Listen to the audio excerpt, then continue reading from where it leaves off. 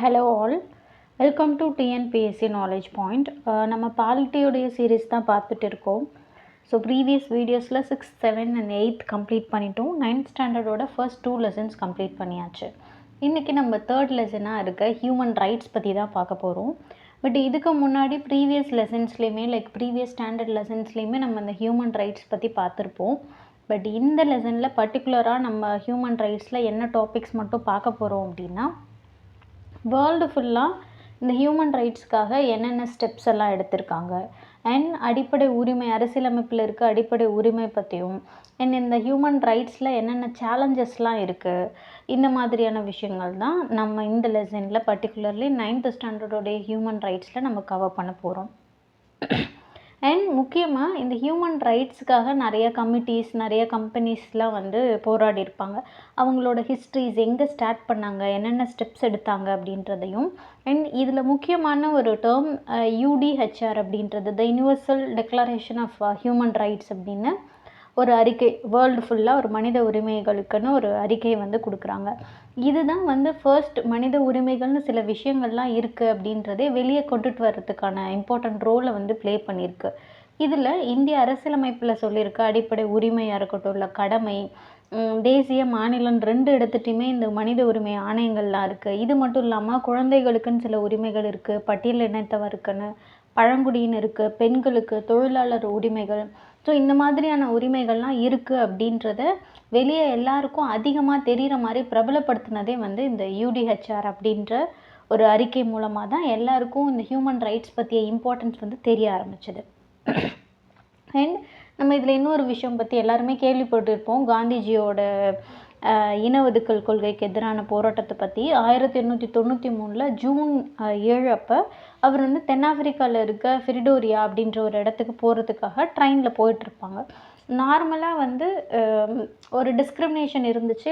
தென்னாப்பிரிக்காவில் என்ன அப்படின்னா, ஒரு கலரை பேஸ் பண்ணி, அதாவது ஒயிட்டாக இருக்கவங்களுக்கும் பிளாக்காக இருக்கவங்களுக்கும், வெள்ளை இனத்தவர்கள் அவங்களுக்கு மட்டும்தான் சில ரைட்ஸ் எல்லாம் இருக்கும், மற்றவங்களுக்கு ரைட்ஸ் இல்லை அப்படின்ற மாதிரி இருந்துச்சு. அப்போ பீட்டர் மரிஸ்பர்க் அப்படின்ற இடத்துல போயிட்டு இருந்த ட்ரெயினில் இருந்தே காந்திஜி வெளியே தள்ளி விட்டுருவாங்க. எதனால் அப்படின்னா, அவர் அந்த ட்ரெயினில் ட்ராவல் பண்ணிகிட்டு இருக்கும்போது ஒரு வெள்ளை ஒருத்தர் அவங்கள ட்ராவல் பண்ணக்கூடாது அப்படின்னு சொல்லியிருப்பார். பட் அவர்கிட்ட ப்ராப்பரான டிக்கெட்ஸ் எல்லாமே இருந்துமே அந்த மாதிரி இருந்திருப்பாங்க. ஸோ இந்த ஒரு இன்சிடெண்ட் தான் அவரை இன ஒதுக்கல் கொள்கைக்கு எதிராக ஃபுல்லாக அவளோட லைஃப் ஃபுல்லாகவே இதுக்காக போராடணும் அப்படின்ற தாட் இந்த இடத்துல இருந்து தான் அவருக்கு தோணிருக்கு அப்படின்னு சொல்லியிருக்காங்க. அண்ட் அதுலேருந்து தான் அவர் தென்னாப்பிரிக்காவில் அவங்க தென்னாப்பிரிக்காவை பொறுத்த மட்டும் இந்தியர் அப்படின்னு இல்லை, வேறு என்ன கண்ட்ரீஸாக இருந்தாலுமே வெள்ளையரெல்லாம் அவங்க ஒயிட் மக்களாக இல்லை அப்படின்னா அவங்க இன ஒதுக்கல் அந்த மாதிரியான டேர்ம் தான் இருந்தது. ஸோ இந்தியர்களுக்கு மட்டும் இல்லாமல் மற்றவங்க எல்லாருக்கும் சேர்த்து போராடணும் அப்படின்னு சொல்லிட்டு காந்தி நினச்சிருப்பார். அதுக்கப்புறம் தான் சத்தியாகிரகம், அமைதி வழியான போராட்டம், இந்த மாதிரியான நிறைய விஷயங்கள்லாம் காந்தி பண்ணியிருப்பார். ஸோ அதை நம்ம ஹிஸ்ட்ரியிலே நம்ம படிச்சிருப்போம். இவங்க நாட் ஒன்லி ஃபார் நிறம் நமக்கு அது தெரியுது, பட் அது இல்லாமல் நிறைய டைப் ஆஃப் டிஸ்கிரிமினேஷன் இங்கே இருந்துட்டு தான் இருக்குது. மொழி, இல்லை இனம், பாலினம், இல்லை பிறந்த நாடு, இதை வச்சுலாம் நிறைய வகையான பாகுபாடுகள் இங்கே நடந்துக்கிட்டு தான் இருக்குது. இந்த மாதிரி பாகுபாடுலாம் நடக்கும்போது மக்களுக்கு அவங்களோட பேஸ் லெவலில் இருக்க ஹியூமன் ரைட்ஸை அவங்க யூஸ் பண்ண முடியாமல் போகுது.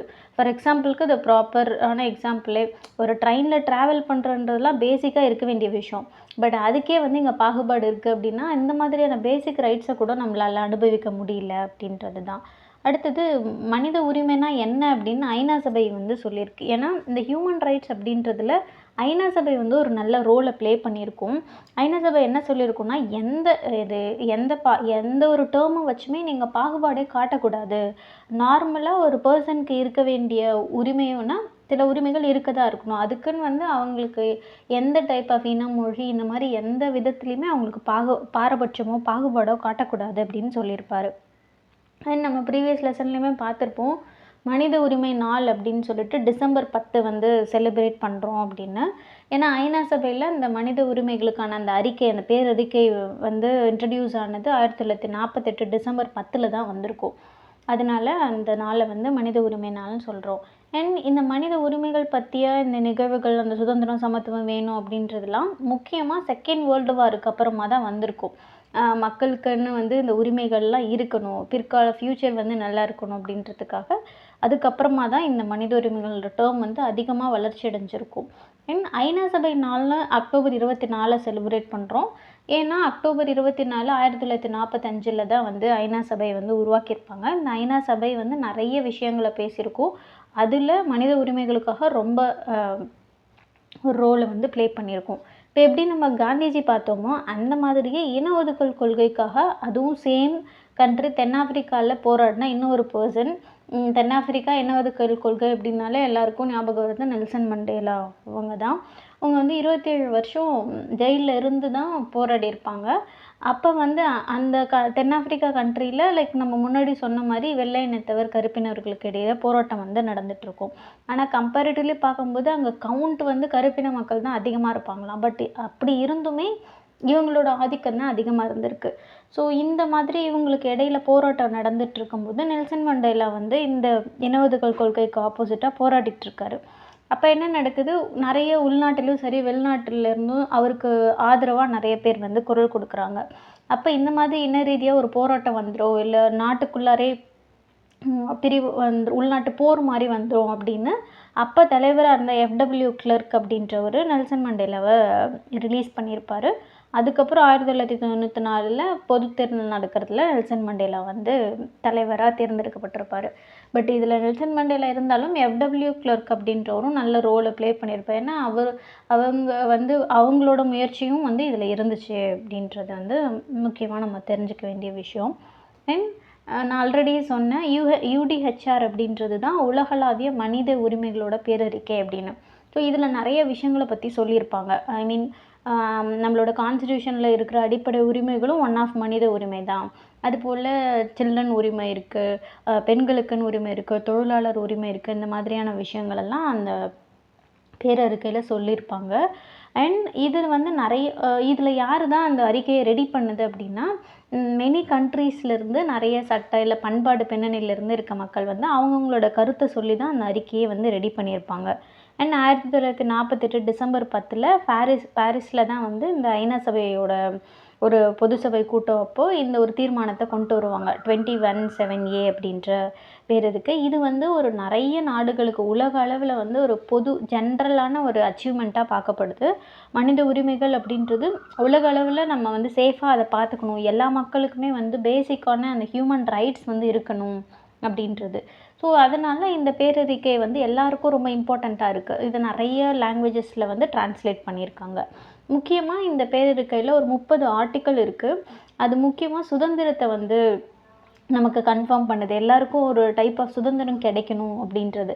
அது மட்டும் இல்லாமல் இது கூடவே குடிமை, அரசியல், சமூக, பொருளாதாரம் மற்றும் பண்பாடு இந்த மாதிரியான உரிமைகளையும் வந்து இது கூட சேர்த்து தருது. பிகாஸ் இந்த உரிமைகள்லாம் இருந்தால் தான் மொத்தமாக வந்து எல்லாருக்கும் ஒரு ஃப்ரீடமோ இல்லை வந்து ஒரு ஈக்குவாலிட்டியாக இருக்கும் அப்படின்னு வந்து எல்லாருக்கும் கிடைக்கும் அப்படின்னு நினைக்கிறாங்க. அண்ட் இதில் ஒரு நிறைய விதமான உரிமைகள் சொன்னோம். அதில் ஒரு டைப் ஆஃப் சமூக, பொருளாதார, பண்பாட்டு உரிமைகள் அப்படின்றத பார்க்கலாம். நம்ம முன்னாடியே செகண்ட் வேர்ல்டு வாருக்கு அப்புறமா தான் இந்த பேசிக் ஹியூமன் ரைட்ஸே வந்து டெவலப் ஆச்சுன்னு பார்த்தோம். அதில் முக்கியமாக சமூக உரிமை அப்படின்றது ஒரு ஒரு இடத்துட்டு அவங்க இருக்காங்க, ஒரு சமூகத்தில் இருக்காங்க அப்படின்னா அவங்களோட கருத்துக்களை சொல்கிறதுக்கோ இல்லை அந்த சமூகத்தில் அவங்க பங்கெடுக்கிறதுக்கான உரிமை தான் சமூக உரிமையாக பார்க்குறோம். இதுவே பொருளாதார உரிமை அப்படின்னா எனக்கு என்ன தேவை, அவங்களுக்கு என்ன தேவை அப்படின்றத அவங்க தெரிஞ்சு பொருளாதார நிலைக்கு உறுதி கொடுக்கறது, அவங்களோட பொருளாதாரத்தை டெவலப் பண்ணிக்கிறதுக்கான உரிமையை கொடுக்கறது தான் பொருளாதார உரிமை. அதுபோல் பண்பாடு, ஒருத்தவங்களுக்கும் ஒவ்வொரு விதமான நம்பிக்கை இருக்கும். அந்த நம்பிக்கையையும் பண்பாட்டையும் அவங்களுக்கு ஃபாலோ பண்ணுறதுக்கான உரிமையை கொடுக்கறது. ஸோ இதுதான் பண்பாட்டு உரிமை. இது எப்படி 3 டைப் ஆஃப் சமூக, பொருளாதார, பண்பாட்டு உரிமை இருந்துச்சோ அதுபோல் குடிமை, அரசியல் உரிமையும் இருக்குது. இந்த குடிமை உரிமை அப்படின்றது அந்த நாட்டில் அவங்க இருக்கிறதுக்கானது, அவங்க சுதந்திரமாக அவங்க நினைக்கிறத செய்யறதுக்கான உரிமை. அதுபோல் அரசியல் உரிமைகள் வரும்போது அவங்க வந்து ஒரு கவர்மெண்ட்டை ஃபார்ம் பண்ணணும்னு நினைக்கிறாங்களா, மக்களோட ஆதரவு இருக்குது அப்படின்னா அவங்க அந்த கவர்மெண்ட்டை ஃபார்ம் பண்ண முடியுது. ஒரு அட்மினிஸ்ட்ரேஷன் பண்ணுறதுக்கான உரிமை. அண்ட் தென் அரசியல் உரிமைகள் வரும்போது ஓட் பண்ணுறதுக்கான உரிமை, இல்லை ஒரு நாட்டோட நிர்வாகத்தை பற்றி அவங்க டைரெக்டாவோ இல்லை இன்டைரக்டாவோ வந்து குடிமக்கள் கிட்ட அதிகாரம் இருக்குது. இப்போ ஓட் பண்ணுறோம் அப்படின்னா நமக்கு அந்த அதிகாரம் இருக்குது. இல்லை நேரடியாக கேட்கறதுக்கான அதிகாரமும் இருக்குது. அதை பற்றிய கருத்து சொல்கிறதுக்கான அதிகாரங்கள்லாம் இருக்குது. ஸோ இதெல்லாம் வந்து அரசியல் அதிகாரமாக பார்க்குறோம். ஸோ முக்கியமாக மனித உரிமைகள், மனித உரிமைகளில் யார் யார் போராடி இருக்காங்க, அண்ட் யூடிஹெச்ஆர் அப்படின்ற பேரறிக்கை எதை பற்றியெல்லாம் சொல்லுது, அதில் ஒரு 2 டேர்மாக பிரித்து சமூக, பொருளாதார, குடியியல், அரசியல், இந்த மாதிரியான விஷயங்கள் தான் நம்ம இதுவரை பார்த்துருக்கோம். அடுத்தபடியாக நம்ம யாரை பார்க்க போகிறோம் அப்படின்னா அடிப்படை உரிமைகள் பற்றி. இந்த அடிப்படை உரிமைகள் நம்மளோட இந்தியன் கான்ஸ்டியூஷன்லேயே சொல்லியிருக்காங்க. பட் அந்த அடிப்படை உரிமைகளுக்கும் இந்த ஹியூமன் ரைட்ஸ்க்கும் என்ன ரெண்டும் ஏதாவது டிபெண்டபிளாக இருக்கா அப்படின்றத இதில் பார்க்கலாம். ஒரு நார்மல் பர்சனுக்கு அவங்களுடைய வளர்ச்சிக்கு தேவையான உரிமை அப்படின்றது தான் இந்த அடிப்படை உரிமையாக நம்ம சொல்கிறோம். ஃபார் எக்ஸாம்பிளுக்கு பேசுகிற உரிமை, அவங்க நினைக்கிற இடத்துல அவங்க வாழறதுக்கான உரிமை, இதெல்லாமே வந்து அடிப்படை உரிமைகள் தான். அண்ட் நம்மளோட கான்ஸ்டியூஷனில் அடிப்படை உரிமைகள் அப்படின்னு ஒரு 6 உரிமைகளை சொல்கிறாங்க. சமத்துவ, சுதந்திர, சுரண்டலுக்கு எதிரான, சமய சுதந்திரம், சிறுபான்மையினருக்கான பண்பாடு ஃபாலோ பண்ணுறது, கல்வி உரிமை, அதுபோல் அரசியலமைப்புக்கு உட்பட்டு அதுக்கான சொல்யூஷனை கெட் பண்ணுறதுக்கான உரிமை. ஸோ இந்த மாதிரி ஒரு 6 வகையான அடிப்படை உரிமைகள் அப்படின்னு நம்மளோட கான்ஸ்டியூஷனில் சொல்கிறாங்க. சரி, இந்த 6 வகையான உரிமைகள் என்ன அப்படின்றத பார்க்கலாம். ஸோ சமத்துவ உரிமை அப்படின்றது நம்ம ஆல்ரெடியே ஒரு ஆர்டிக்கல்லே பார்த்துருப்போம். 14th ஆர்டிக்கலில் சட்டத்தின் முன் அனைவரும் சமம் அப்படின்னு. ஆமாம். ஸோ சட்டப்படி இங்கே எல்லாருக்குமே சமமான பாதுகாப்பு கொடுக்கணும் அப்படின்றது தான் இது. எந்த வகையான வேறுபடுத்துதலோ, பாகுபாடோ, பாரபட்சமோ இருக்கக்கூடாது. ஸோ அதுக்கு ஃபார் எக்ஸாம்பிள் இங்கே ஒரு பிக்சரில் பாருங்கள், ஒரு 3 சேர்ஸ் இருக்குது. நான் வந்து எல்லாருக்கும் ஒரு சேர் வந்து நான் கொடுக்குறேன், அதுதான் ஈக்குவாலிட்டி அப்படின்னா அது வந்து ஈக்குவாலிட்டி கிடையாது. யாருக்கு தேவை இருக்குது அப்படின்றத பார்த்து தேவை இருக்கவங்களுக்கு அதிகமாகவும் அட்ஜஸ்ட் பண்ண முடியும் அப்படின்றவங்களுக்கு அதை அவங்க மற்றவங்களுக்காக அட்ஜஸ்ட் பண்ணி தரதும் தான் இங்கே ஈக்குவாலிட்டி அப்படின்றது தான் இந்த வந்து நம்ம ஃபர்ஸ்ட்டு விஷயத்தில் சொல்லப்படுறது. ஸோ இதுதான் வந்து நம்ம சமத்துவம் அப்படின்னே நம்ம சொல்கிறோம். ஸோ அதுதான் அந்த பிக்சர் வச்சே நம்ம புரியல அப்படின்னா நம்ம இதை வச்சு ஈஸியாக அண்டர்ஸ்டாண்ட் பண்ணிக்கலாம். ஸோ நாட் அபவுட் ஈக்குவல் அப்படின்னா எல்லாருக்கும் ஈக்குவலாக இருக்கணும்னு கிடையாது. எங்கே தேவை இருக்கோ அப்படின்றத பார்த்து எல்லாருக்கும் ஒரே அந்த ரிசல்ட் ஒன்றா கிடைக்குதா அப்படின்றது தான் ஈக்குவாலிட்டி. 2வது சுதந்திர உரிமை. நம்ம எப்படி மொத்தமாக அடிப்படை உரிமைகள்னு ஒரு 6 இருக்குது அப்படின்னு பார்த்தோமோ, அந்த மாதிரி பர்டிகுலர்லி சுதந்திர உரிமைன்னு ஒரு 6 உரிமைகள் இருக்குது. அதில் பேசுகிறதுக்கான உரிமை, ஒரு இடத்துல எந்த வெப்பன்ஸுமே இல்லாமல் ஒரு இடத்துல கூடுறதுக்கான உரிமை, அவங்கவுங்க ஒரு சங்கமோ குழுவோ அமைக்கிறதுக்கான உரிமை, எந்த இடத்துல வேணாலும் இந்தியாக்குள்ளார எங்கே வேணாலும் நம்ம போய் தங்கிறதுக்கான உரிமை, சுதந்திரமாக எங்கே வேணாலும் போயிட்டு வரலாம், ட்ராவல் பண்ணுறதுக்கான உரிமை, நமக்கு பிடிச்ச தொழிலையோ இல்லை பிஸ்னஸையோ நம்ம செய்யறதுக்கான உரிமை அப்படின்னு ஒரு 6 வகையான உரிமைகள் வந்து சுதந்திர உரிமை. இதெல்லாம் நம்ம இதுக்குன்னு நம்ம ஒரு ரூல் ஃபாலோ பண்ணணும் இல்லை, சுதந்திரமாகவே இது எல்லாமே நமக்கு இருக்கணும் அப்படின்றது. அடுத்தது சுரண்டலுக்கு எதிரான உரிமை. இது வந்து 14 வயசுக்கு கம்மியாக இருக்கிற சிறுவர்களையோ இல்லை குழந்தைகளையோ வந்து அவங்களுக்கு விருப்பமே இல்லாத தொழிலில் வேலை பார்க்குறாங்க இல்லையா, லைக் சுரங்கங்களில், இல்லை வந்து ரொம்ப வந்து அங்கே சுச்சுவேஷன்ஸ் வந்து ரொம்ப அபாயகரமாக இருக்கிற மாதிரியான வேலைகள்லாம் இருக்காங்க. அவங்களுக்கு விருப்பத்துக்கு ஆப்போசிட்டாக வேலை செய்கிறது எல்லாமே வந்து சுரண்டலுக்கு எதிரான உரிமை அப்படின்னு சொல்கிறோம். ஸோ இதெல்லாம் நடக்குது அப்படின்னா நம்ம கோர்ட் மூலமாக இதுக்கான சொல்யூஷன்ஸை நம்ம தீர்வை வந்து நம்ம கெட் பண்ணிக்கலாம். அடுத்தது சமய சுதந்திரம், அப்படி இல்லைனா பகுத்தறிவு உரிமை. அதாவது சமயம் அப்படின்றது நம்மளுடைய மதங்களை ஃபாலோ பண்ணிக்கிறது. ஸோ இந்த சமயம் பொறுத்த மட்டும் அவங்கவுங்க விருப்பப்படி தான் அந்த மதங்களை வந்து அவங்க ஃபாலோ பண்ணுறது இருக்கணும். மேபி இப்போ ஒருத்தவங்களுக்கு வந்து ஒரு சமயத்தில் அவங்க இருக்காங்க, அவங்க பேரண்ட் எல்லாமே அந்த சமயத்தாராக இருக்காங்க, ஆனாலும் அவங்களுக்கு அந்த சமயம் இல்லாமல் வேறு ஒரு சமயத்தோட நம்பிக்கைகள்லாம் வந்து பிடிச்சிருக்கு அப்படின்னா அவங்கள யாரும் ஃபோர்ஸ் பண்ணக்கூடாது. ஈவன் அது அவங்க பேரண்ட்டாகவே இருந்தால் கூட அவங்க ஃபோர்ஸ் பண்ணக்கூடாது. அவங்களுக்கு பிடிச்ச சமய நம்பிக்கையை தான் அவங்க ஃபாலோ பண்ணுறதுக்கான உரிமை. ஸோ அதுதான் சமய உரிமை. இதில் வந்து சப்போஸ் அவங்களுக்கு எந்த சமயம் மேலேயும் நம்பிக்கை இல்லை, அவங்களோட மனசாட்சிப்படி வாழணும் அப்படின்னாலும் அவங்க வாழறதுக்கான உரிமை. அடுத்தது பண்பாடு கல்வி உரிமை. பண்பாடுன்றதும் லைக் அவங்களோட நம்பிக்கை மாதிரி தான். ஒரு சிலர் அவங்களுக்குன்னு ஒரு நம்பிக்கையை ஃபாலோ பண்ணிட்டு வந்திருப்பாங்க. ஸோ அந்த பண்பாட்டை நம்ம அவங்க நம்பிக்கை இருந்துச்சுன்னா அவங்க ஃபாலோ பண்ணுறது, அதுபோல் அவங்களுடைய என்ன பண்பாடெல்லாம் ஃபாலோ பண்ணிட்டு வந்திருக்காங்களோ அதை அப்படியே கண்டினியூ பண்ணுறது. அது இல்லாமல் கல்விக்கூடங்க, எஜுகேஷன் இன்ஸ்டிடியூட் ஆரம்பிக்கிறது, இந்த மாதிரியான விஷயங்களை என்கரேஜ் பண்ணுறது, சமய சார்பு ரிலேட்டடான கல்வி வந்து கொடுக்கறது, இது எதுலேயுமே வந்து அவங்க எந்த டைப் ஆஃப் பாகுபாடுமே காட்டக்கூடாது. அது வந்து எந்த ஒரு கல்வி நிறுவனம் இருக்குன்னா, அவங்க எந்த விதமான பாகுபாடுமே காட்டி அங்கே வந்து அவங்கள டிஸ்கிரிமினேட் பண்ணக்கூடாது அப்படின்றது. ஸோ 6வது என்ன அப்படின்னு பார்த்தோன்னா, அரசியலமைப்புக்கு உட்பட்டு தீர்வு காணும் உரிமை. அதாவது இந்த அடிப்படை உரிமைகள் நம்ம சில விஷயங்கள பார்த்தோம். சப்போஸ் இந்த அடிப்படை உரிமைகளில் அவங்களுக்கு வந்து நான் ரிட்ஸ் பற்றி சொல்லிட்டு போயிடுறேன். நீதி பேரணை அப்படின்றது என்னென்னா, ஒரு வேலையை செய்யறதுக்கு அதான் இப்போ வந்து அவங்க வந்து அரசியலமைப்பு வழி அவங்களுக்கு அது கிடச்சிருக்கணும். பட் ஆனால் கிடைக்கல அப்படின்னா அவங்க நீதிமன்றத்துக்கு போகலாம். அவங்க எழுத்துப்பூர்வமாக ஒரு உத்தரவு கொடுப்பாங்க. அதுதான் ரிட் அப்படின்னு சொல்கிறோம். இப்போ அரசியலமைப்புக்கு வழி தீர்வு காண்ற உரிமை அப்படின்றது அடிப்படை உரிமைகள். நம்ம சில விஷயங்களை பார்த்தோம்.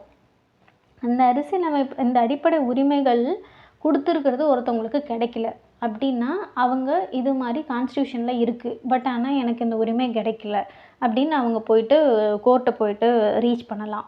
அப்படி பண்ணும்போது அவங்களுக்கு அங்கே ரிசல்ட் கிடைக்கும். அதில் கோர்ட்டு மூலமாக ஒரு ஆணை மாதிரி கொடுக்குறாங்க. அவங்க எழுத்துப்பூர்வமாக எழுதி அந்த இடத்துட்ட அவங்களுக்கு சொல்யூஷனும் கொடுக்குறாங்க. அதுக்கு பேர் தான் என்ன சொல்கிறோம் அப்படின்னா, நீதி பேரணை, ரிட் அப்படின்னு வந்து நம்ம சொல்கிறோம். ஏதாவது அவங்க அரசியலமைப்பு படி இல்லாமல் அங்கே ஒரு மிஸ்டேக் இருக்குது அப்படின்னா, அதுக்கு சரியான தீர்வை நம்ம வந்து கோர்ட்டு மூலமாக போய் கெட் பண்ணிக்கலாம். அந்த ப்ராசஸில் அவங்க கொடுக்குற ரிட்டன் ஸ்டேட்மெண்ட்டை தான் நம்ம ரிட் அப்படின்னு சொல்கிறோம். இதனால தான் உச்சநீதிமன்றத்தை அரசியலமைப்பின் காவலன் அப்படின்னு சொல்கிறோம். இதுக்கு ஒரு எக்ஸாம்பிள் பிரித்திகா யாஷினி அப்படின்றவங்க அவங்களோட வேலைவாய்ப்பை இந்த உரிமைகள் மூலமாக தான் இந்த அரசியலமைப்பில் இருக்குது, ஆனால் கிடைக்கல அப்படின்னு சொல்லி போராடி வாங்கியிருப்பாங்க. நம்ம கேள்விப்பட்டிருப்போம். பிரித்திகா யாஷினி அப்படின்றவங்க ஒரு டிரான்ஸ்ஜெண்டர். அவங்க வந்து ஒரு எஸ்ஐ எக்ஸாம் எழுதும்போது 2 ஃபீமேல் மேல் மட்டும் இருக்குது. அவங்களுக்குன்னு ஒரு ஜெண்டர் இதுவே இல்லை. அவங்களோட அப்ளிகேஷன் ரிஜெக்ட் ஆகிருக்கும். அப்போ அவங்க போராடி அவங்க அந்த வேலையை வந்து வாங்கியிருப்பாங்க. அடுத்தது நம்ம இது வரைக்கும் அடிப்படை உரிமைகள் பற்றியும் பார்த்தோம், மனித உரிமைகள் பற்றியும் பார்த்தோம். இது ரெண்டுத்துக்கும் என்ன டிஃப்ரென்ஸ் அப்படின்னா, மனித உரிமை அப்படின்றது ஒரு பர்சன் அவங்க சுதந்திரமாக வாழறதுக்கான உரிமை. பட் இதுவே அடிப்படை உரிமை அப்படின்றது அவங்களுக்கு ரொம்ப பேசிக்காக தேவையான உரிமை. கண்டிப்பாக அது அவங்களுக்கு இருக்கணும் அப்படின்ற உரிமை தான் அடிப்படை உரிமை. இது வந்து சட்டம் மூலமாக அவங்களுக்கு அந்த அடிப்படை உரிமை கிடைக்கலன்னா அவங்க சட்டத்தின் மூலம் அதை வாங்கிக்கலாம். அதுபோல் மனித உரிமை அப்படின்றது இந்த அடிப்படை தேவைகளுக்கான உரிமைன்னு நம்ம சொன்னோம்ல, அடிப்படை உரிமை அது அடிப்படை தேவைக்கான உரிமை அப்படின்னு, இதுவும் ஒரு விதமான மனித உரிமை தான் அப்படின்றது தான். அடிப்படை உரிமை அப்படின்றது மக்களோட அவங்க நார்மல் லைஃபுக்கு பேஸாக அதுதான் இருக்குது அப்படின்றது ரொம்ப அது முக்கியமாக தேவைப்படுற விஷயமா இருக்குது. மனித உரிமைகள் வந்து வேர்ல்டு ஃபுல்லாக அது வந்து அப்ரூவ் ஆகிருக்கு. அடிப்படை உரிமை அப்படின்றது அந்தந்த கண்ட்ரிக்கு தகுந்தாப்பில் மாறும். அந்தந்த கண்ட்ரி அவங்களோட கான்ஸ்டியூஷன் படி அவங்களுக்குன்னு சில அடிப்படை உரிமைகளை இருப்பாங்க. இதுதான் ஹியூமன் ரைட்ஸுக்கும் நமக்கு ரொம்ப பேசிக்காக இருக்க வேண்டிய ரைட்ஸுக்கும் இருக்கிற டிஃப்ரென்ஸ். நம்ம 6 டைப் ஆஃப் உரிமைகளும் அடிப்படை உரிமைகள் பார்த்துட்டோம். அடுத்த விஷயமாக நம்ம அடிப்படை கடமைகள் பற்றி பார்க்கலாம். அடிப்படை கடமைகள் அப்படின்னு வரும்போது, நம்ம 1950 அரசியலமைப்பு நமக்கு வந்தபோது நமக்கு இந்த கடமைகள் அப்படின்ற ஒன்று இல்லை. அப்போதைக்கு நமக்கு வந்து உரிமைகள் தான் இருந்துச்சு. அந்த உரிமைகளை நம்ம வந்து யூஸ் பண்ணிகிட்ருந்தோம். பட் அதுக்கப்புறமா தான் மக்களுக்கு எப்படி உரிமை இருக்கோ அந்த மாதிரி அவங்களுக்கு ரெஸ்பான்சிபிலிட்டியும் இருக்கணும், அவங்களுக்குன்னு சில கடமைகள் இருக்கணும் அப்படின்னு அதுக்கப்புறமா 1976 42வது சட்ட திருத்தம் பண்ணி சில கடமைகளை ஆட் பண்ணியிருப்பாங்க. அதில் வந்து ஒரு 11 வகையான அடிப்படை கடமைகள் சேர்ந்துருக்கும். அது என்னென்ன கடமைகள் அப்படின்னு நம்ம பார்க்கலாம். மொத்தம் 11 கடமைகள். அதில் முதல் ஒன்று, நம்ம அரசியலமைப்பு சட்டத்தை வந்து மதிக்கணும். ஃபஸ்ட்டு சட்டம்னு ஒன்று இருக்குது, ஒரு ரூல் புக் இருக்குது. அதை நம்ம ப்ராப்பராக ஃபாலோ பண்ண ஆரம்பித்தா மட்டும்தான் நாம் வந்து ஒரு ரூல் இருக்குது அப்படின்னா நான் யார் வேணாலும் அதை ஃபாலோ பண்ணாமல் இருந்துப்பேன் அப்படின்ட்டுருந்தால் அங்கே ஒரு ப்ராப்பரான வளர்ச்சி வந்து இருக்காது. அதனால் அந்த ரூலை வந்து நம்ம மதிக்கணும். அதுபோல் தேசிய கொடி, தேசிய கீதம் இது எல்லாத்தையும் நம்ம மதிக்கணும். 2வது, ஒரு விடுதலை போராட்டத்தப்போ இருந்த சில வந்து அவங்க லட்சியங்கள் மீன்ஸ் அவங்க சில டேர்ம்ஸை கொடுத்துருப்பாங்க. ஒற்றுமையாக இருக்கணும் எல்லாரும், அதுபோல் இறையாண்மை கொண்ட நாடாக இருக்கணும், சகோதரத்துவமாக இருக்கணும் அப்படின்னு. இதெல்லாமே கூட நம்ம தாட்டில் இருக்கணும். நம்மளும் அது மாதிரியே தான் நடந்துக்கணும் அப்படின்றது தான். ஒற்றுமையாக, ஒருமைப்பாட்டாக இதெல்லாம் வந்து நம்மளும் இன்னும் அதை வந்து காப்பாற்றிட்டே இருக்கணும். இது வந்து நம்மளோட கடமை அப்படின்றது. அதுபோல் ஒரு நீட் அங்கே இருக்குது அப்படின்னா நம்ம கண்ட்ரிக்காக நம்ம வந்து நம்ம சைட் ஆஃப் ஒர்க்கை வந்து நம்ம பண்ணணும். அது எந்த சுச்சுவேஷனில் தேவைப்படும்போது நம்ம செல்ஃபிஷாக இருக்கக்கூடாது. நாட்டுக்காக நம்மளுடைய பணி தேவைப்படுது அப்படின்னா நம்ம செய்கிற மாதிரி தான் இருக்கணும். அண்ட் சமயம் வழியோ இல்லை மொழி மண்டலம் இந்த மாதிரி எந்த வேறுபாடுமே இல்லாமல் மக்கள் எல்லாருமே சகோதரத்துவமாக எப்படி ஒரு ஃபேமிலியில் ஒன்றுனா அட்ஜஸ்ட் பண்ணிட்டு இருப்பாங்களோ அந்த மாதிரி கண்ட்ரி ஃபுல்லாகவே எந்த விதமான பாகுபாடும் இல்லாமல் எல்லாருமே வந்து சகோதரத்துவமாக இருக்கணும். பெண்களை இழிவுபடுத்துகிற மாதிரி செயல்கள் எல்லாம் விட்டுடணும். ஸோ இதெல்லாம் வந்து நம்மளோட கடமைகளாக இருக்குது. அதுபோல் பண்பாட்டு மரபை வந்து நம்ம பாதுகாக்கணும். ஏன்னா பண்பாடுன்றது ஒரு நம்பிக்கை அப்படின்றத அந்த வித் ரீசனோட தெரிஞ்சுக்கிட்டு அதை வந்து நம்ம பாதுகாக்க செய்யணும். அண்ட் நாட் அபவுட் பர்சன்ஸ் மட்டும் இல்லாமல் மனிதர்கள் மட்டும் இல்லாமல் மற்ற உயிரினங்களுக்கு மேலேயும் நம்ம கேர் வந்து காட்டணும். லைக் அது வந்து காடு பராமரிக்கிறதோ இல்லை ஆறு இல்லை அனிமல்ஸ் பற்றியோ மற்ற உயிரினங்கள் மீதும் நம்மளை சுற்றி இருக்க எல்லார் மீதும் நமக்கு வந்து அந்த கேர்னஸ் இருக்கணும். அதையும் நம்ம சேர்த்து பாதுகாக்கணும். நம்மளை மட்டும் மனிதர்கள் அவங்களுக்கு மட்டுன்ற அவுட்புட்ஸை வந்து நம்ம பார்க்கக்கூடாது. அது இல்லாமல் சயின்டிஃபிக்காக வளர்ச்சி இருக்கணும், ஹியூமனிட்டி இருக்கணும், பகுத்தறிகிற தன்மை இருக்கணும், பொது சொத்துக்களை பாதுகாக்கணும், வன்முறையில் ஈடுபடக்கூடாது, கூட்டு முயற்சியில் இருக்கணும், நாட்டோட மேம்பாட்டுக்காக முயலணும், அடுத்தடுத்த ஸ்டெப்ஸ் என்ன போகணும் அப்படின்றதுக்கு இருக்கணும். முக்கியமாக 14 வயசு வரை இருக்க குழந்தைங்களுக்கு அவங்களோட எஜுகேஷனுக்கு பொறுப்பு யார்? அவங்களோட பெற்றோர்கள் தான். ஸோ அதுக்கு வந்து வழி கொடுக்கணும். கண்டிப்பாக எஜுகேஷன் 14 வயசு வரை இருக்க குழந்தைங்களுக்கு கொடுக்கணும். அண்ட் இது கட்டாயமாக இலவசமாக கொடுக்கணும் அப்படின்றதும் இருக்குது. ஸோ இதுதான் வந்து 11 கடமைகளாக அடிப்படை கடமைகளாக பார்க்குறோம். ஸோ நமக்கு இருக்க வேண்டிய ரெஸ்பான்சிபிலிட்டிஸ். ஸோ இது வரைக்கும் நம்ம UDHR அப்படின்ற அறிக்கையில் என்னென்ன சொல்லியிருக்காங்க அப்படின்றதுல அடிப்படை உரிமை, அடிப்படை கடமை, அப்புறம் தேசிய மாநில அளவில் ஆணையங்கள் என்னென்ன இருக்குது, குழந்தைகளுக்கான உரிமை இதெல்லாம் பார்க்கணுன்னு சொல்லணும். அதில் ஃபஸ்ட்டு 2 விஷயங்களாக இருந்த அடிப்படை உரிமைகளையும் அடிப்படை கடமைகளையும் நம்ம கம்ப்ளீட் பண்ணியிருக்கோம். ஸோ அடிப்படை உரிமைகளில் ஒரு 6 விஷயங்கள் இருந்துச்சு. அந்த 6ஐயுமே செப்பரேட்டாக தனித்தனியாக பார்த்துருக்கோம். அதுபோல் அடிப்படை கடமைகள் அப்படின்றது 11 வகையான அடிப்படை கடமைகள் இருக்குது. ஸோ அந்த கடமைகளையும் நம்ம வந்து முடிச்சிருக்கோம். அடுத்தது இதில் வந்து உங்களுக்கு தெரியுமா ஃபேக்டை பார்த்துட்டு நெக்ஸ்ட்டுக்கு போயிடலாம். இது என்னென்னா 2007 ஒரு சட்டம் வந்துச்சு, மூத்த குடிமக்கள் மற்றும் பெற்றோர் நலனை பராமரிக்கிற சட்டம் அப்படின்னு. இந்த சட்டம் வந்து குழந்தைங்க வந்து அவங்களோட பசங்க வந்து பேரண்ட்டை பார்த்துக்கிறது இல்லை அப்படின்னா அவங்க வந்து ஒரு ரைட்ஸ் மூலமாக சட்டம் மூலமாக அவங்கள பாதுகாக்கணும் அப்படின்னு வந்து கொடுக்கறதுக்கான ஒரு சட்டம் தான். ஸோ இவங்க வந்து நீதிமன்றம் மூலமாக அணுகி அவங்களோட பாதுகாக்க வைக்கலாம்.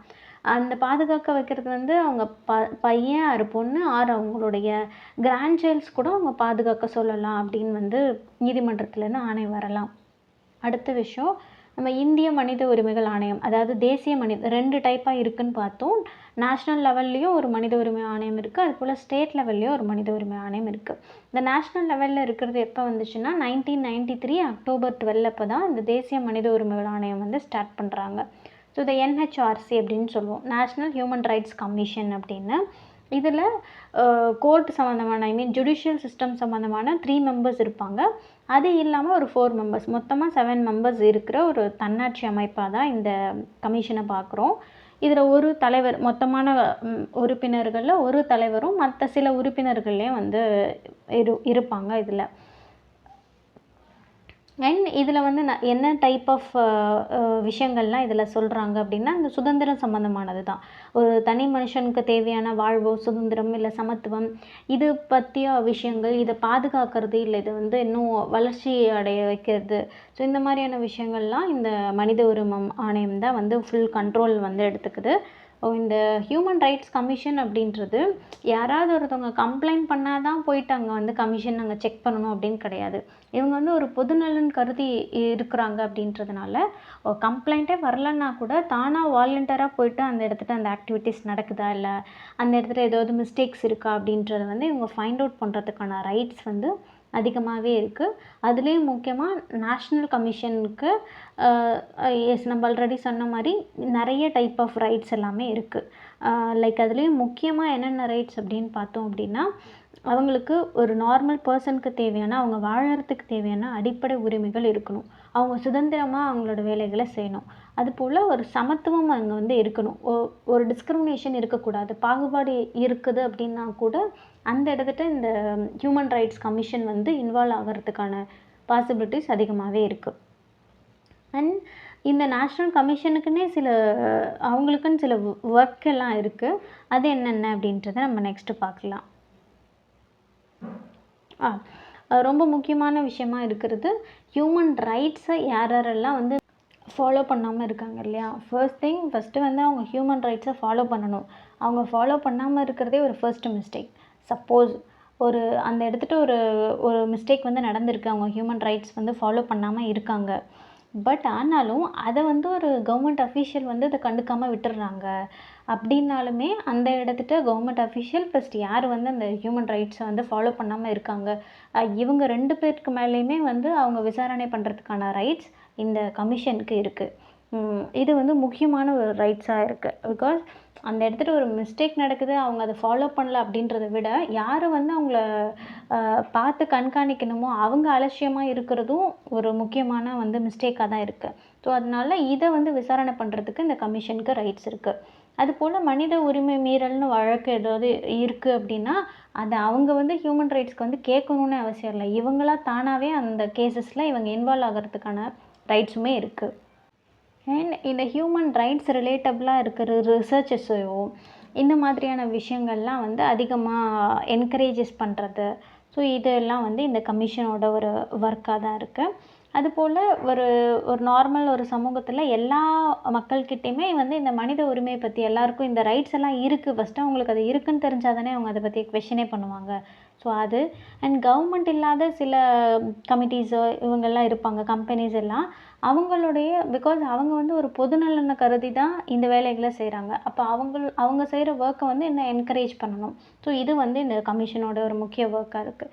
எப்படி நேஷ்னல் கமிஷன் ஒன்று இருக்கோ அந்த மாதிரி இந்தியாவில் இருக்க ஒவ்வொரு ஸ்டேட்லேயுமே ஒரு கமிஷன், ஒரு ஹியூமன் ரைட்ஸ் கமிஷன், ஸ்டேட்டுக்குன்னு ஒரு ஹியூமன் ரைட்ஸ் கமிஷன் இருக்குது. இதுவுமே 1993 தான் கொண்டுட்டு வந்திருக்காங்க. இது வந்து நம்மளோட அரசியலமைப்பு சட்டம் பார்ட் 21ல் சொல்லியிருக்காங்க. ஹியூமன் ரைட்ஸ்க்கான ஆல்ரெடி நம்ம நேஷ்னல் கமிஷன்லேயே பார்த்த மாதிரி தான். ஸோ அதுக்கான பாதுகாப்பாக இருக்கட்டும், இல்லை அதுக்கான டெவலப்மெண்ட்டாக இருக்கட்டும், இதெல்லாம் வந்து இந்த கமிஷன் தான் பார்த்துக்கும். ஓவராலாக எப்படி நேஷ்னல் கமிஷன் இருக்கும் அந்த மாதிரி அந்த ஸ்டேட்டுக்குள்ளார தேவையான விஷயங்களை செய்கிறது இந்த ஸ்டேட் கமிஷன் வந்து ஹியூமன் ரைட்ஸ் கமிஷன் வந்து பார்த்துக்கும். நான் ஆல்ரெடி சொன்ன மாதிரி தான், இப்போ அவங்களுக்கு வந்து ஒரு கம்ப்ளைண்ட்டே வரலன்னா கூட இந்த கமிஷன் வந்து தானாகவே வந்து அதில் அவங்க வந்து அவங்களோட இன்வால்மெண்ட்டை கொடுத்துக்கலாம், அவங்க அந்த விசாரணையை வந்து நடத்திக்கலாம் அப்படின்றது தான். எங்கெல்லாம் வந்து விதிமீறல் நடக்குதோ அதெல்லாம் சரி செய்கிறதுக்கு வந்து இந்த ஆணையத்தோட செயல்முறைகள் தான் ரொம்ப இம்பார்ட்டண்ட்டாக இருக்குது. நம்ம ஸ்டேட்டுக்கான இந்த கமிஷன் சென்னையில் இருக்குது. ஸோ அதுதான் அந்த பிக்சரில் கூட இருக்குது. ஸோ அதே போல் எப்படி நேஷ்னல் கமிஷனுக்கு சில ஒர்க் இருக்கோ அந்த மாதிரியே ஸ்டேட் கமிஷனுக்கும் சில ஒர்க் இருக்குது. மோரார்லெஸ் நேஷ்னல் கமிஷன் என்ன ஒர்க் சொன்னுச்சோ அதே போல் தான் இதோட ஒர்க்ஸுமே இருக்கும். என்னென்னா அந்த ஏரியாஸ் மட்டும் டிஃபர் ஆகும். அந்தந்த எல்லைக்குட்பட்ட வேலைகளை மட்டும் அவங்க பார்க்குற மாதிரி இருக்கும். ஃபர்ஸ்ட் திங், மாநில பட்டியல், பொதுப்பட்டியல்னு ஒரு டைப் ஆஃப் பிரிவு இருக்கும். அதுக்குன்னு இருக்கிற மனித உரிமைகள் மீறல்களை விசாரிக்கிறது முதல் பணியாக இருக்குது ஃபார் ஸ்டேட் கமிஷனுக்கு.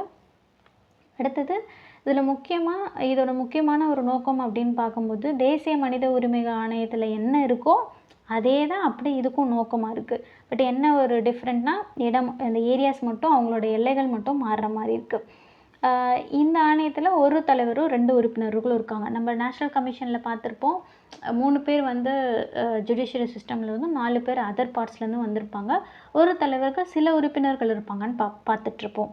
பட் ஸ்டேட் கமிஷனை பொறுத்த மட்டும் ஒரு தலைவர் 2 உறுப்பினர்கள் இருக்காங்க. ஸோ அவ்வளோதான் இதில் இருக்க மெம்பர்ஸே. அதுபோல் இந்த கமிஷனுக்கு உரிமையியல் நீதிமன்றத்துக்கு இணையான அதிகாரம் இருக்குது. ஒரு கோர்ட் நம்ம ஆல்ரெடி பார்த்தோம், criminal court and civil court, அந்த மாதிரியான கோர்ட்டுக்கு இருக்கிற அளவுக்கான ரைட்ஸ் வந்து இந்த கமிஷன்ஸ்க்கும் இருக்குது. இந்த கமிஷன் மூலமாக நம்ம போயிட்டு எனக்கு உரிமைகள் கிடைக்கல அப்படின்னு போராடுறது மூலமாகவும் இழப்பீடுகள் வாங்குறதோ இல்லை சில பரிந்துரைகள்லாம் வந்து நம்ம கெட் பண்ண முடியும். ஸோ அந்தளவுக்கான ரைட்ஸ் இதுக்கும் இருக்குது. ஸோ இந்த human rights commission 2 state and national பற்றி பார்த்துட்டோம். அடுத்ததான் நம்ம வந்து குழந்தைகளுக்கான உரிமை அப்படின்ற பிளாக் தான் பார்க்க போகிறோம். ஸோ இதில் நிறைய டைப் ஆஃப் உரிமைகள் இருக்கும் அண்ட் நிறைய டைப் ஆஃப் கமிட்டிஸும் வந்து இதுக்கு ஈடுபட்டிருப்பாங்க. முக்கியமாக 18 வயசுக்கு கம்மியாக இருக்காங்க அப்படின்னாலே அவங்க குழந்தைங்க தான். இதுலேயுமே நிறைய கான்ஸ்டியூஷனில் நிறைய பார்ட்டெல்லாம் சொல்லியிருப்பாங்க. 1989 நவம்பர் 20ல் ஐநா சபை வந்து இந்த பிரகடனத்தை, குழந்தைகள் உரிமைகளுக்கான பிரகடனத்தை ஏற்றுக்கும். அதாவது அவங்க வாழறதுக்கான உரிமை, கல்வி பெறுறதுக்கான உரிமை, சமூகத்தில் பாதுகாப்பு இருக்கணும், பாலியல் தொல்லைக்கு எதிரான உரிமை, இல்லை கடத்துறது, இந்த மாதிரியான பிரச்சனைகளுக்கு போராடுற உரிமை, இந்த மாதிரி நிறைய டைப் ஆஃப் உரிமைகளை வந்து ஐநா சபை தான், எப்படி மனித உரிமைகளுக்கு ஐநா சபை உள்ள இன்வால்வ் ஆச்சோ அந்த மாதிரி குழந்தைகளுக்கான உரிமைகள்லையும் இந்த ஐநா சபை வந்து நல்ல ஒரு ரோலை தான் ப்ளே பண்ணிகிட்ருக்கு. ஸோ அதில் சில விஷயங்கள் எல்லாம் வந்து இந்த பிரகடனம் மூலமாக ஐநா சபை வந்து ஏற்றுக்குது. அதில் வாழ்வதற்கான உரிமை அப்படின்றது ஒரு குழந்தை வந்து பிறக்கும் போதே அது அந்த இடத்துல வாழறதுக்கான பிறப்புரிமை கிடைக்குது. ஸோ அந்த குழந்தைக்குன்னு இருக்கிற அடிப்படை தேவைகளை கொடுக்கறதுக்கான உரிமை. ஸோ உணவு, உடை, இருப்பிடம் இதெல்லாம் வந்து கண்டிப்பாக இருக்கணும். ஏன்னா அது பிறக்கும்போது அவங்களே அதை ரெடி பண்ணிக்க முடியாது. அப்போ அதை கொடுக்க வேண்டியது சுற்றி இருக்கவங்களுடைய நம்மளோட கடமை.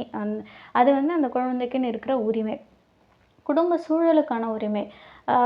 சில இடத்துல நல்ல குடும்ப சூழல் வந்து அமையலை அப்படின்னா அவங்கள ஆதரவு இல்லாமல் விடுறது, இல்லை கைவிடப்பட்ட குழந்தைகள், இவங்களெல்லாம் வந்து தத்து கொடுக்கறது, இந்த மாதிரியான அவங்களுக்கு அந்த குடும்ப சூழல்களை வந்து உருவாக்கி தரத்துக்கான உரிமை, இதெல்லாம் வந்து கிரியேட் பண்ணி கொடுக்கணும். அது இல்லாமல் சமூக பாதுகாப்பு உரிமை.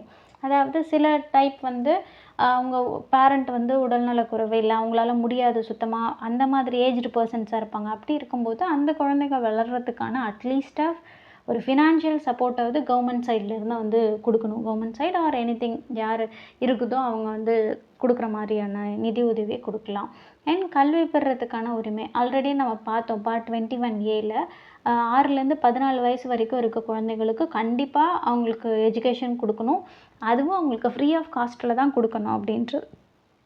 ஸோ இந்த உரிமையும் வந்து அவங்களுக்கு இருக்கணும். ஸோ அவங்க வாழறதுக்கான உரிமை, குடும்ப சூழலை உருவாக்கி தரதுக்கான உரிமை, சமூக டைப் ஆஃப் உதவிகளுக்கான உரிமை, அப்புறம் கல்வி பெறுறதுக்கான உரிமை, இதெல்லாம் வந்து அவங்களுக்கு கம்பல்சரி கொடுக்கணும். அண்ட் நம்ம ஆல்ரெடி சொன்ன மாதிரி தான் இலவச கட்டாய கல்வி உரிமை சட்டம் அப்படின்னே ஒன்று இருக்குது 2009. முன்னாடியே ஒன்று நம்ம பேரண்ட் ஓல்டேஜ் ஆகிடுச்சு அப்படின்னா அவங்கள பார்க்கறதுக்கான சட்டம்னு 2007ன்னு சொல்லி படிச்சிருப்போம். பட் இது இலவச கட்டாய கல்வி தரது 2009. இதில் வந்து அவங்க வந்து ஒரு base level of education 14 age வரைக்கும் கட்டாயமாக வந்து அவங்களுக்கு வந்து அந்த கல்வியை வந்து கொடுக்கணும். அதுவும் ஃப்ரீ ஆஃப் காஸ்ட்டில் கொடுக்கணும். ஸோ கல்வி அப்படின்னாலே ஒருத்தவங்க தான் ஞாபகம் வருவாங்க. மலாலா அப்படின்னு நோபல் பரிசு வந்து வின் பண்ணியிருப்பாங்க. இவங்க கேஸில் என்ன அப்படின்னா ரொம்ப எஜுகேஷன் மேலே இன்ட்ரெஸ்டடாக இருந்த ஒரு பொண்ணு தான் மலாலா. அப்போ என்ன பண்ணிட்டாங்க, அந்த தாலிபான் சிட்டியில் படிக்கிறதுக்கான உரிமை வந்து மறுத்துட்டாங்க. அப்போ வந்து பொண்ணுங்களுக்கு படிக்கிறதுக்கான உரிமை இல்லை அப்படிங்கும்போது இவங்க போராட ஆரம்பிச்சிருக்காங்க. எல்லாருக்கும் சம உரிமை, அப்போ வந்து கல்வி வந்து கண்டிப்பாக எல்லாருமே வந்து கெட் பண்ணணும் அப்படின்னு. அப்போது இந்த மாதிரியான உரிமைகள் பற்றி பேசினப்போ 2012 அக்டோபரில் ஸ்கூல்லேருந்து திருப்ப வீடு போகும்போது அந்த சைடில் இருந்த தீவிரவாதிகள் மூலமாக யார் மலாலா அப்படின்னு கேட்டால் அவங்கள ஷூட் பண்ணிவிடுவாங்க. பட் லக்கிலி அவங்க வந்து அந்த ஷூட்டில் எதுவும் அவங்களுக்கு ஆகாது, அவங்க நல்லாயிடுவாங்க. பட் வந்து அந்த போராட்டத்துக்காக ஒரு கல்வி வந்து கிடைக்கணும் அப்படின்றதுக்காக அந்த சின்ன வயசுலேயே போராடினாங்க அப்படின்றதுக்காக இவங்க அவார்ட்ஸ் எல்லாம் வந்து வின் பண்ணிகிட்ருப்பாங்க. 12 வருஷமாக அவங்க வந்து ஒரு இலவசமாக பாதுகாப்பான கல்வி வந்து எல்லாருக்கும் வேணும் அப்படின்னு வந்து போராடிட்டுருப்பாங்க. இன்னும் நிறைய பெண்கள் வந்து இந்த கல்வி அறிவு இல்லை கல்வி அவங்களுக்கு கிடைக்கிறதுக்கான ஆப்பர்ச்சுனிட்டிஸே இல்லாமல் இருக்காங்க அப்படின்ற இடத்துல இது வந்து ரொம்ப முக்கியமான ஒரு விஷயமா பார்க்கப்படுது. கல்வியில் வந்து கண்டிப்பாக சமத்துவம் இருக்கணும், அது எல்லாருக்குமே கிடைக்கணும் அப்படின்றது தான். அடுத்தது இந்த கடத்தல் பண்ணுறது, குழந்தை விற்பனை, இந்த மாதிரியான விஷயங்களுமே வந்து அதிகமாக நடந்துட்டு தான் இருக்குது. இதெல்லாம் முக்கியமாக யாருக்கு இந்த மாதிரி கடத்தல் சம்மந்தமோ இல்லை விற்பனை சம்மந்தமான இஷ்யூஸ் எல்லாம் நடக்குது அப்படின்னு நம்ம நல்லா நோட் பண்ணி பார்த்தோம் அப்படின்னா ரொம்ப ஏழையாக இருக்கிற குடும்பங்கள், ரொம்ப குட்டி குட்டியான குடும்பங்கள், இந்த மாதிரி ஒரு ஹியூமன் ரைட்ஸ் இருக்குது அப்படின்றதே தெரியாமல் இருக்கிற ஃபேமிலிஸ், இந்த மாதிரி இடத்துல தான் இந்த மாதிரியான இஷ்யூஸ் எல்லாம் வந்து கொஞ்சம் அதிகமாகவே வந்து இருக்கப்படுது. இந்த டைப் ஆஃப் இஷ்யூஸ்க்கெல்லாம் ஒரு சொல்யூஷனாக தான் SOS செயலி அப்படின்னு வந்து சேவ் அவர் சோல் அப்படின்னு ஒரு ஆப்பை வந்து இன்ட்ரடியூஸ் பண்ணியிருக்கு நம்ம தமிழ்நாடு கவர்மெண்ட். இதில் வந்து போலீஸோட கண்ட்ரோலுக்கு போகும். உங்களுக்கு ஏதாவது இஷ்யூஸ் இருக்குது, நீங்கள் வந்து சொல்லணும். இது வந்து நாட் அபவுட் ஃபார் உமன்ஸ்க்கு அப்படின்னு கிடையாது. யார் வேணாலும் நீங்கள் ஒரு ஃபேஸ் பண்ண முடியாத சுச்சுவேஷனில் இருக்கீங்க அப்படின்னா இந்த ஆப் மூலமாக நம்ம யூஸ் பண்ணிக்கலாம். இந்த ஆப்போட கண்ட்ரோல் நிறைய பேருக்கு ஷேர் ஆகிற மாதிரி இருக்கும். லைக் போலீஸ் ஸ்டேஷன்ஸ்க்கு, இல்லை உங்களோட ஃபேமிலிஸ்க்கு, ஃப்ரெண்ட்ஸுக்கு, இந்த மாதிரி உங்களோட லொக்கேஷன் ஆன் பண்ணி நீங்கள் எங்கே இருக்கீங்க, ட்ராக்கிங், இந்த மாதிரியான இதை வந்து அதில் ஃபாலோ பண்ணிகிட்ருக்கோம். அண்ட் இந்த செக்ஷுவல் ரிலேட்டபிளான பாலியல் தொந்தரவுக்கு எதிரான உரிமை, அவங்க வந்து உடல் அளவில்னு இல்லை, மனதளவில் அவங்களுக்கு ப்ராப்ளம் இருக்குது, ஒரு இஷ்யூ அங்கே அஃபெக்ட் ஆகுது அப்படின்னாலுமே கூட இதுவுமே வந்து பாலியல் சுரண்டலுக்கு எதிரான உரிமை மூலமாக அவங்க வந்து இதை வந்து ஃபேஸ் பண்ண முடியும். அடுத்தது குழந்தை திருமண சட்டம். இது எப்போ வந்துச்சுன்னா 2006 நம்ம ஆல்ரெடி பார்த்தோம். 18 வயசுக்கு கீழே இருந்தாலே அவங்க குழந்தைகள் தானே. ஸோ திருமணம் பண்ணுறதுக்குன்னு ஒரு ஏஜ் இருக்குது. கேர்ளாக இருந்தால் 18 ஏஜ் கம்ப்ளீட்டாக இருக்கணும், பாயாக இருந்தால் 21 ஏஜ் கம்ப்ளீட்டாக இருக்கணும். சப்போஸ் அவங்க இதுக்கு கம்மியான ஏஜில் இருக்காங்க அப்படின்னா அவங்க வந்து மேரேஜ் பண்ணுறதுக்கான ஒரு பர்சனே கிடையாது. அவங்க கன்சிடரபிள் ஆஸ் ஒரு சைல்டு மாதிரி தான், ஒரு குழந்தை மாதிரி தான் அவங்கள வந்து கன்சிடரே பண்ணுறாங்க. ஸோ இதுக்கான ஒரு சட்டம் தான் இந்த குழந்தை திருமண தடுப்பு சட்டம் அப்படின்றது. இதில் வந்து 2 பேரில் யாராவது ஒருத்தவங்க கூட அவங்களோட ஏஜ் லிமிட்டில் இல்லை, அவங்களுக்கு அது கம்மியாக இருக்குது அப்படின்னாலுமே இந்த ஆக்டை யூஸ் பண்ணி நம்ம அவங்களுக்கான உரிமையை வந்து கெட் பண்ணி தர முடியும். அப்படி ஒருத்தவங்க வந்து ஃபைண்ட் அவுட் பண்ணுறோம், அவங்க வந்து அந்த ஏஜுக்கு கம்மியாக அவங்க மேரேஜ் பண்ணுறாங்க அப்படின்னா 2 வருஷம் அவங்களுக்கு சிறை தண்டனையும் 1 லட்சம் வரைக்கும் அபராதமும் அவங்களுக்கு தண்டனையாக கிடைக்கும். அடுத்தது குழந்தை உழைப்பு முறை. இதுவும் வந்து நம்ம ஆல்ரெடியே பார்த்த மாதிரி சுரண்டலுக்கு எதிரான உரிமையில் தான் வரும். ஒரு வேலை பார்க்க வைக்கிறாங்க இல்லையா, அவங்களுக்கு விருப்பமே இல்லாத ஒரு இடத்துல வேலை பார்க்குறது, இல்லை ரொம்ப வந்து அபாயகரமான வேலையில் வந்து வேலை பார்க்குறது, இந்த மாதிரியான விஷயங்கள்லாம் சுரண்டலுக்கு எதிரான உரிமையில் வரும்.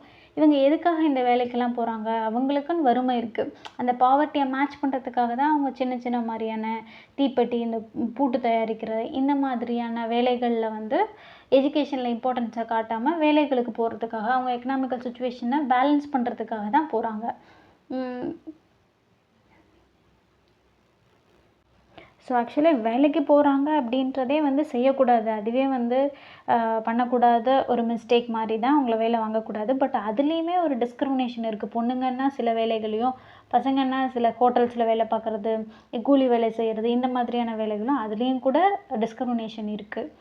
அடுத்தது ஹெல்ப்லைன்ஸ் நம்பர் 1098 அப்படின்றது சைல்டுக்கான ஹெல்ப்லைன்.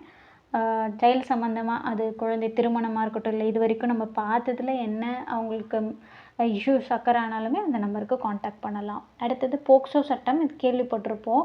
பாலியல் குற்றங்கள்லேருந்து குழந்தைங்களை பாதுகாக்கிறதுக்காக முக்கியமாக இந்த சட்டம். இதில் வந்து 18 வயசு வரை, 18 வயசுக்கு கம்மியாக 18 ஏஜ் வரைக்கும் லிமிட் இருக்கவங்கலாம் குழந்தைகள் தான். அவங்க உடல் ரீதியாக இல்லை மன ரீதியாக அந்த குழந்தைகளுக்கான சமூக வளர்ச்சியை உறுதி செய்கிறது தான் இந்த திட்டம். இதில் வந்து அதிகாரத்தில் இருக்கவங்களோ, இல்லை அவங்க ஃபேமிலி மெம்பரோ, இல்லை பக்கத்து வீட்டில் இருக்கவங்களோ, தெரிஞ்சவங்களோ யாராக இருந்தாலும் அவங்களுக்கு தகுதியான தண்டனை வந்து கொடுக்கணும்.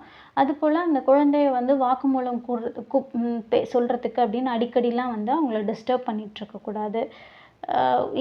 இந்த மாதிரியான பர்சன்ஸை வந்து கண்டிப்பாக இமீடியட்டாக அவங்கள வந்து அவங்களுக்கு தண்டனை கொடுக்கணும். அதுலேயும் முக்கியமாக இது வந்து ஒரு குழந்தைங்க அப்படிங்கும்போது இது ஒரு பெரிய குற்றமாக பார்க்கப்படுது. அப்போ அவங்களுக்கு வந்து கண்டிப்பாக மரண தண்டனை தான் கொடுக்கணும் அப்படின்றதும், இந்த ரூல்ஸ் வந்து அதிகமான இஷ்யூஸ் இந்த மாதிரியே க்ரியேட் ஆகிட்டுருக்கு அப்படின்றதுனால 2019 and 20 ஸ்டேட்லலாம் இந்த ரூல்ஸை வந்து இன்னும் கொஞ்சம் ஸ்ட்ரிக்ட் ஆக்கிறதுக்கான விதிமுறைகள் எல்லாம் வந்து கொண்டுட்டு வந்தாங்க. அண்ட் முக்கியமாக வந்து குழந்தைகள் தான் நம்மளோட நேஷனோட பேஸாக பார்க்குறோம். ஸோ அவங்க இப்போ இருக்கிறது அதுதான் வந்து ஒரு டெவலப்டு கண்ட்ரியாக அடுத்த ஸ்டேட்டில் அந்த குழந்தைங்க தான் வரப்போகிறாங்க. ஸோ நம்மளோட முக்கியமான இம்பார்ட்டன்ஸ் வந்து அந்த குழந்தைங்களோட பற்றிய திட்டங்களில் வந்து இருக்கணும் அப்படின்றது. அண்ட் பச்பன் பச்சாவ் ஆந்தோலன் அப்படின்றத நம்ம லாஸ்ட்லேயே அழுத்த குழுக்களில் பார்த்துருப்போம். ஸோ ஒரு நாட்டோட பொதுநலன் கருதி க்ரியேட் பண்ணுற குழுக்கள் அப்படின்னு. அதில் முக்கியமான கைலாஷ் சத்யார்த்தி அப்படின்ற பர்சன், இவர் முன்னாடி ஒரு எலக்ட்ரிக்கல் இன்ஜினியராக இருந்திருப்பார். அவரோட வேலையை விட்டுட்டு வந்து இந்த மாதிரி சமூகம் சார்ந்த தொண்டு நிறுவனம் மாதிரி செயல்பட்டு நிறைய குழந்தைகளை வந்து இந்த மாதிரியான உரிமை மீறல்கள்லேருந்து மீட்டுட்டு வந்திருப்பாங்க. 86,000க்கும் அதிகமான குழந்தைகள் வந்து இவர் ப்ளஸ் இவங்களோட கமிட்டிஸ் மூலமாக ஒரு நல்ல ஸ்டேட்டுக்கு கொண்டுட்டு வரப்பட்டிருப்பாங்க. அண்ட் தென் ஒரு 80,000 கிலோமீட்டர் எல்லாருடைய கவனத்தையும் செலுத்தணும், இந்த குழந்தைகளை பாதுகாப்பாக வைக்கணும் அப்படின்றதுக்காக ஒரு நடைப்பயணம் மாதிரியும் ஒன்று மேற்கொண்டிருப்பாங்க. அண்ட் குழந்தைகளுக்காக அப்படின்னு ஒரு 2 பார்ட் இருக்குது. பார்ட் 24 அப்படின்றது அவங்கள ஆபத்தான வேலைகளில் டேஞ்சரஸான ஒர்க்கில் அவங்கள அப்பாயிண்ட் பண்ணக்கூடாது. அண்ட் 45 அப்படின்றது எல்லாருக்கும் கண்டிப்பாக ஃப்ரீ ஆஃப் காஸ்ட்டில் எஜுகேஷன் இருக்கணும் அப்படின்றதும் வந்து நம்மளோட கான்ஸ்டியூஷனோட பார்ட்டில் கொடுத்துருக்காங்க. ஸோ 24 அண்ட் 45 என்னென்ன அப்படின்றத ஞாபகம் வச்சுக்கலாம். ஸோ இதோடு நம்ம குழந்தைகளுக்கான உரிமைகளை ஃபினிஷ் பண்ணுறோம். நெக்ஸ்ட்டு பெண்களுக்கான உரிமைகள் அப்படின்றதும் மனித உரிமைகளோட கேட்டகரியில் தான் வருது. ஸோ இதுக்குன்னு ஒரு ஆணையம் இருக்குது, கமிஷன்ஸ் இருக்குது. அவங்களோட வளர்ச்சிக்கோ இல்லை வளர்ச்சி திட்டங்களுக்கான செயல் திட்டங்களுக்கோ இந்த ஆணையம் வந்து பரிந்துரை செய்து.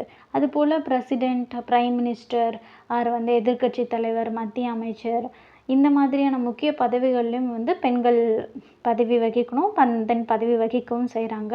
இதன் மூலமாக தான் ஒரு சமத்துவம், இந்த சகோதரத்துவம்லாம் வந்து டெவலப் ஆகுது அப்படின்றத நம்ம புரிஞ்சுக்கலாம். அண்ட் பெண்களுக்கு மூதாதையர்களோட சொத்துரிமை இருக்குது அப்படின்னா இதுவும் ஸ்டார்டிங்கில் அரசியலமைப்பு இல்லைல்ல, அதுக்கப்புறம் சட்டத்திருத்தம் மூலமாக தான் இந்த சொத்துரிமை வந்து வருது. வாரிசுரிமை சட்டம் அப்படின்னு தமிழ்நாடு திருத்த சட்டம் மூலமாக 1989 ஒரு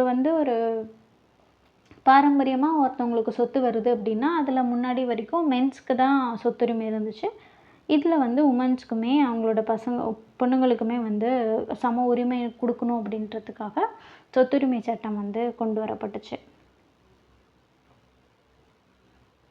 இதன் மூலமாக பெண்களுக்கு வந்து பாகுபாடுலாம் இல்லாமல் சொத்துரிமை கிடைக்கப்படுது. அண்ட் பெண் தொழிலாளர் நலன் அப்படின்னு டாக்டர் B.R. அம்பேத்கர் நிறைய டைப்பில் அவரும் போராடி இருக்காங்க. சுரங்க தொழிலாளரில் அவங்களுடைய ப்ரெக்னன்சி டைம் அப்போது சில சலுகைகள் கொடுக்கறதுக்கு, நிதி சம்மந்தமாக, அவங்களோட பாதுகாப்பு சம்மந்தமாக, நிலக்கரி சுரங்கங்கள்லாம் பெண்கள் வந்து பணியமர்த்தக்கூடாது, இந்த மாதிரியான போராட்டங்கள்லாம் வந்து டாக்டர் அம்பேத்கர் வந்து ரொம்ப பெண் தொழிலாளர்களுக்கு ஆதரவாக நின்று போராடி இருப்பாங்க. அதுபோல் இடஒதுக்கீடு, பிற்படுத்தப்பட்டோரோ இல்லை மிகவும் பிற்படுத்தப்பட்டோரோ, ஆதி திராவிடர், பழங்குடியினர் இந்த மாதிரியான பிரிவினருக்கு அவங்களுடைய இடஒதுக்கீடுன்னு 69% இடஒதுக்கீடு வந்து நம்ம தமிழ்நாடு ஸ்டேட் வந்து கொடுத்துருக்கு.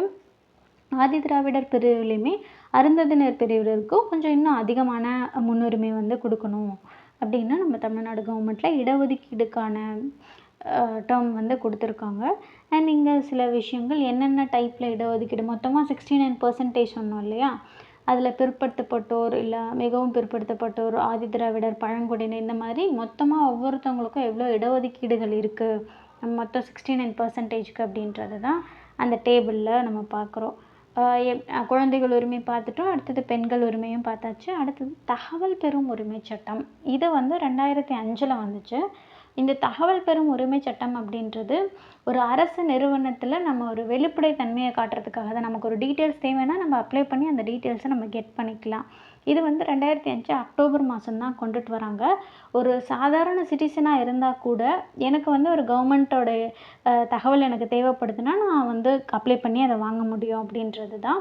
இது வந்து 30 நாளுக்குள்ளார அவங்க அந்த தகவலை வந்து அவங்க கொடுக்கணும்.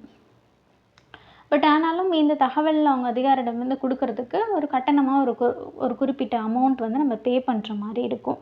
இந்த தகவல் உரிமை சட்டம், உரிமை சட்டம் அப்படின்றது சாதாரண மக்களுக்கும் வந்து ஈஸியாக அவங்களுக்கு ஹெல்ப்ஃபுல்லாக இருக்க மாதிரி இருக்கும். சில விஷயங்களை டேட்டா எப்படி இருக்குது அப்படின்றத நம்ம தெரிஞ்சுக்கிறதுக்காக இந்த சட்டம் வந்து கொண்டு வரப்பட்டுச்சு. அண்ட் எல்லா டைப் ஆஃப் ஊராட்சி, நகராட்சி, இந்த மாதிரி உள்ளாட்சி அலுவலகங்கள், அரசு துறைகள், பள்ளிகள், நெடுஞ்சாலைத்துறை இந்த மாதிரி எல்லா இடத்துலையுமே இந்த சட்டம் வந்து அப்ளிகபிள்.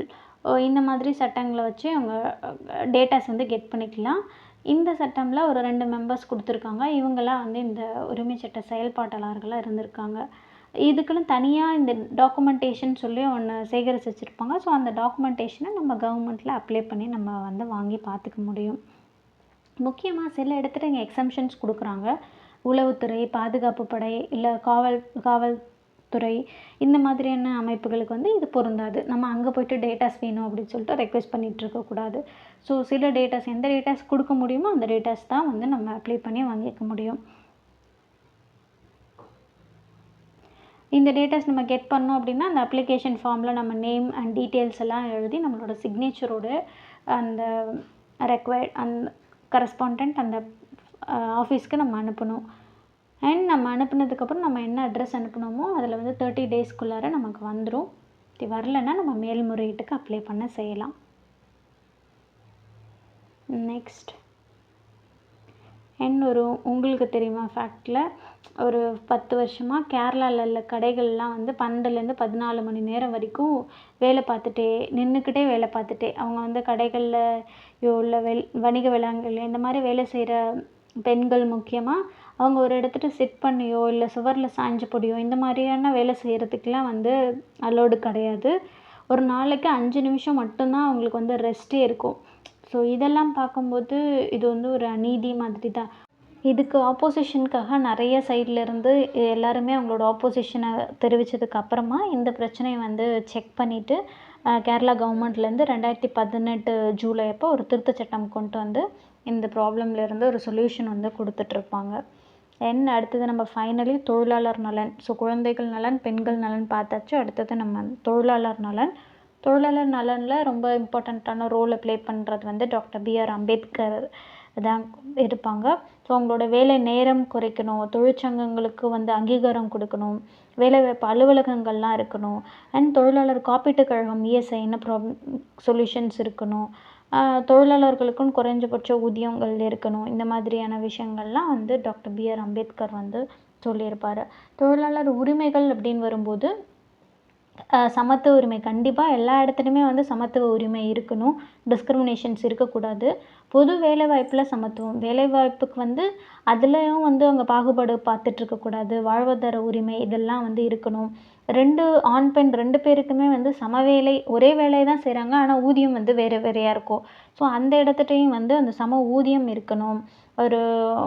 ஒரு பர்சனோட உரிமை அப்படின்றதே ஒரு அச்சுறுத்தும் விதமாக இருக்குது அப்படின்னா ஒவ்வொரு பர்சனோட உரிமையுமே அங்கே குறைஞ்சிக்கிட்டே இருக்கும் அப்படின்னு ஜான் எஃப் கென்னடி அப்படின்றவர் வந்து சமத்துவத்துக்கான ஒரு ஸ்டேட்மெண்ட்டாக சொல்லியிருப்பார். ஸோ எல்லாருக்குமே ஈக்குவலான இம்பார்ட்டன்ஸ் வந்து கிடைக்கணும். உலக நாடுகள் ஃபுல்லாகவே வந்து அமைதியாக இருக்கணும் அப்படின்னா அங்கே சமத்துவம் அண்ட் சுதந்திரம் தான் வந்து முக்கியமான ஒரு ஃபேக்டாகவே இருக்குது அப்படின்றது தான் விஷயம். ஸோ இது வந்து ஒரு பெரிய லெசன். நிறைய டாபிக்ஸை இன்றைக்கி நம்ம இதில் கவர் பண்ணியிருப்போம். ஐ ஹோப் இந்த விஷயங்கள்லாம் உங்களுக்கு புரிஞ்சிருக்கும்னு நினைக்கிறேன். ஒன்ஸ் நம்ம இதில் என்னென்ன பார்த்துட்டு இருக்கோம் அப்படின்னா மனித உரிமைகள் பற்றியும் அடிப்படை உரிமை, அடிப்படை கடமைகள் and 2 type of commissions and குழந்தை உரிமை, பெண்களுக்கான உரிமை, தொழிலாளர் உரிமைகள். ஸோ இந்த விஷயங்கள்லாம் இதில் பார்த்துருக்கோம். தேங்க்யூ ஃபார் வாட்சிங்.